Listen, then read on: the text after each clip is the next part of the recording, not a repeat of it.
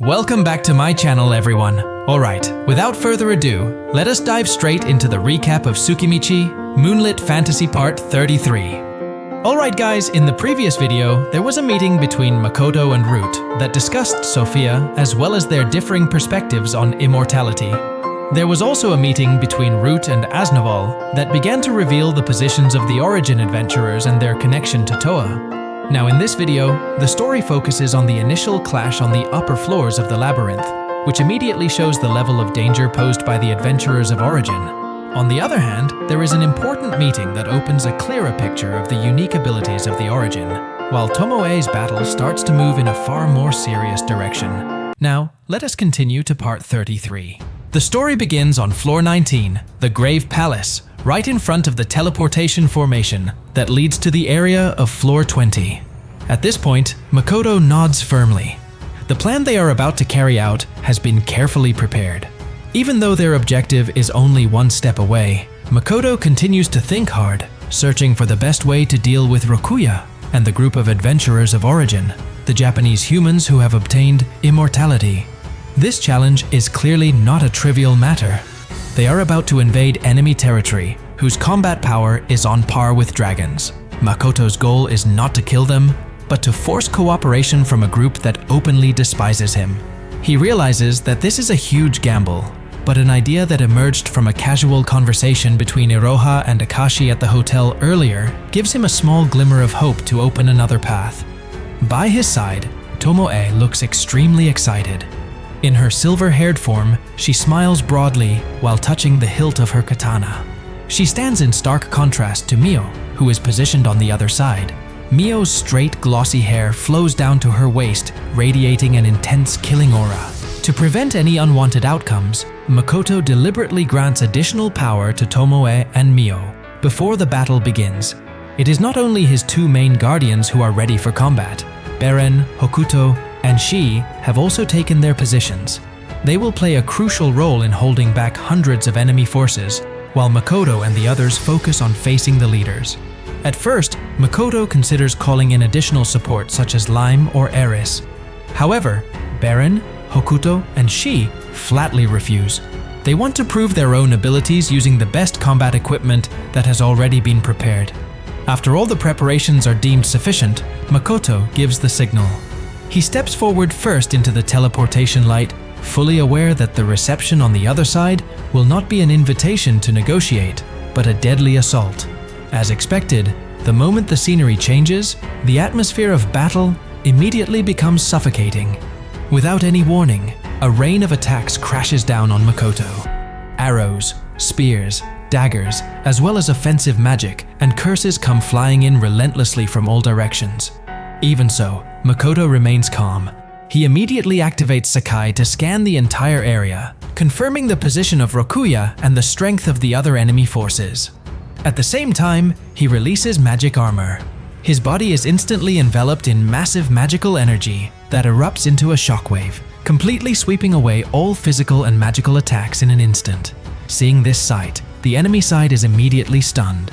That moment of shock is used perfectly. Within seconds, Makoto's escort group appears behind him. Thanks to the communication network built by Mio, they are now mentally connected to one another. Makoto quickly warns his team not to lower their guard. The role of Rokuya and his group in this attack is still not entirely clear. That warning proves to be accurate, as another wave of magic crashes down like a storm. However, in the midst of the chaos, Tomoe calmly detects 7 assassins attempting to infiltrate their ranks. She even looks down on their abilities, judging their level to be completely incomparable to Rokuya. Without wasting any time, Makoto uses his magic to burn the attackers. At the same time, Beren, Hokuto, and Shii immediately charge at the approaching enemies. Even though they are overwhelmingly outnumbered, there is not even the slightest trace of fear in their eyes. In an instant, their aggressive assault successfully brings down 2 enemies at once. However, suddenly, 3 figures are already standing right behind Makoto without being detected in the slightest by Sakai. They are Rokuya, along with his 2 companions, Haku and Bia. The fact that the enemies are able to get this close draws a cold reaction from Mio, as well as a hint of anger from Tomoe, who feels that their pride has been offended. especially because the enemies deliberately reveal themselves instead of attacking from the shadows. Rokuya then explains that he is using a special item capable of perfectly concealing the presence of himself and his companions. Even so, he admits that the item is almost useless around Makoto, because the density of mana surrounding him is far too extraordinary. Rokuya even acknowledges that in his entire life, he has never encountered someone with magical power as immense as Makoto's. After all preparations are considered sufficient, Mio and Tomoe begin to step forward to fight. However, before they can move very far, the floor of the labyrinth suddenly rumbles violently. The vibrations are clearly felt, yet strangely, Makoto and his group remain calm, even appearing relaxed. Seeing this reaction, Rokuya instead feels puzzled. In his eyes, Makoto and the others seem far too relaxed for such a dangerous situation, and Rokuya takes their attitude as arrogance. On the other hand, Mio sharply states that she will teach Rokuya about proper etiquette when facing someone far stronger. That provocation is immediately answered by Rokuya in a casual manner. He calls Mio the weakest party when compared to Tomoe and Makoto. Responding to the rising tension, Makoto immediately grants buffs to his entire team, making sure that everyone is in peak condition. Even so, Rokuya continues speaking in a light tone, as if he does not truly intend to fight directly. At the same time, Makoto's attention is drawn to several Marikosan, who appear to be chatting and seemingly preparing something. He then hears Rokuya protest to one of the Marikosan named Takane, because the plan that has already been arranged has apparently changed. Takane only gives a brief response, saying that the change is made due to the evolving situation. Suddenly, Takane's voice echoes throughout the entire room. He announces the start of the duel area. In an instant, Haku and Bia disappear from where they are standing. It does not stop there, because a short while later, Mio and the others also vanish along with Rokuya. Makoto immediately looks around. Everyone has completely disappeared. He feels irritated after realizing that the enemies have used forced teleportation to separate them one by one. For a moment, Makoto feels alone. However, Takane's voice is heard once again, informing him that the adventurers of origin do not consist of only Rokuya, Haku, and Bia, because there are still others. A teleportation magic circle then appears surrounding Makoto, and in an instant, he is transferred to another location.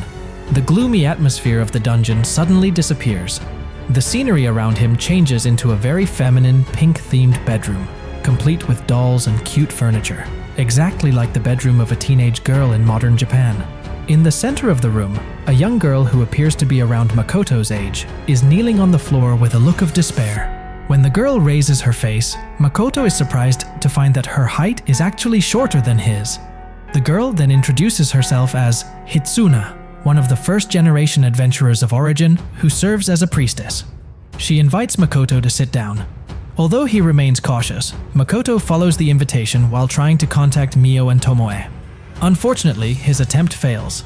From there, it is revealed that Hitsuna is the first High Priest of Laurel, a legendary figure who became the foundation of the Laurel Union.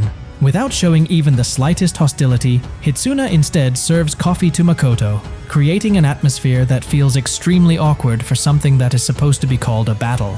While sipping the coffee, which turns out to taste very good, Makoto tries to process this strange situation. He is now sitting face to face with a living legend, inside a comfortable room, separated from his companions, and completely unsure of what step he should take next. This recruitment mission has truly gone in a direction he never expected. On the other side, the Rose Garden mercenary forces are thrown into chaos by the presence of 3 intruders in the labyrinth. All of them are experiencing great difficulty when facing Beren, Hokuto, and Shii. The weapons used by the 3 of them are capable of slowing the enemy's regeneration, while their teamwork allows each of them to cover the other's weaknesses. The battle continues with relentless intensity. Meanwhile, Makoto is instead sitting calmly, enjoying coffee in Hitsuna's room. The familiar aroma of instant coffee stirs nostalgia for his former life in Japan. In front of him, Hitsuna is busy shouting and scolding her own companions, who appear on a large magical projection screen. She looks irritated as she watches her forces being pushed back and failing to carry out their duties properly. From that screen, Makoto can clearly see the fierce battle involving Beren, Hokuto, and Shii. Seeing that Hitsuna is preoccupied, Makoto uses this moment to analyze his surroundings. He realizes that his offensive magic, Brid, cannot be activated within this room, even though magic armor and Sakai are still functioning normally. This phenomenon feels extremely strange, something he has never experienced before. Even so, Makoto remains calm. His main objective right now is to buy time, and so far, everything is proceeding according to his plan. On the projection screen, the battle grows even more intense. Ageha, a female fighter from the enemy side, launches her deadly Asura fist towards Shii. However, Hokuto swiftly intercepts the attack, using his steel-coated elbow. A violent clash occurs, yet Hokuto does not budge at all. He immediately counterattacks, controlling Shii's movements with threads to create an aerial combo that slams into the enemy ranks with devastating force. On the other side, Beren also performs brilliantly. Using masterpiece weapons crafted by the Elder Dwarves, he calmly deflects the attacks of high-speed assassin-type enemies. Opponents who rely on agility and evasion are completely helpless against Beren's wide-area attacks and deadly accuracy. Every movement he makes is efficient, as if he has already read the enemy's attack patterns from the very beginning. Watching her forces continue to be pushed back, Hitsuna begins to show suspicion. She mutters that the healing on their side feels far too slow, then suspects that Makoto has carried out some kind of underhanded sabotage. Makoto himself remains silent, allowing Hitsuna to sink into that assumption without offering any rebuttal at all. His focus is instead on his own condition, because up to this point, he still cannot use offensive magic, and even telepathy to contact Tomoe and Mio does not function in the slightest. In the end, Makoto decides to ask Hitsuna directly about this situation. Hitsuna then explains that she received information from Takane stating that Makoto's magic is classified as extremely dangerous. If she were to fight Makoto while he has full access to his magical abilities, the risk would be far too great for her. That is why Hitsuna created a special zone where Makoto cannot use his magic. More precisely, all forms of offensive actions are completely blocked within that area. In short, this is Hitsuna's ability, known as the safety zone. Hearing this explanation, Makoto immediately judges the ability as something that feels like a cheat and is clearly unfair. However, Hitsuna casually invites Makoto to continue watching the ongoing battle. Although Makoto agrees and follows Hitsuna's wish, deep in his heart, he has no intention of giving up so easily. He continues trying to understand Hitsuna's ability and search for an opening. While pretending to enjoy the spectacle on the projection screen, Makoto secretly focuses his Sakai ability.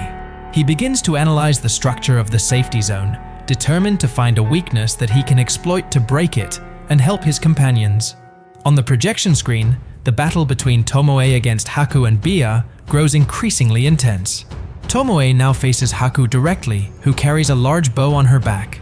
Haku continuously fires high-speed arrows, while Tomoe responds with precise sword swings, cutting down every arrow that flies toward her. In her mind, Tomoe acknowledges that Haku's archery skills are at an extremely high level, to the point where she has to deflect 7 shots at the same time. Haku launches another attack, but this time, the arrows do not come from the front. The arrows appear from behind Tomoe, forcing her to react instinctively. With swift movements, she manages to cut them down. Even so, one arrow still manages to graze her hand. Pain immediately spreads, enough to make Tomoe realize that her opponent is far from an ordinary archer. At the same time, Bia warns Tomoe not to let her guard down.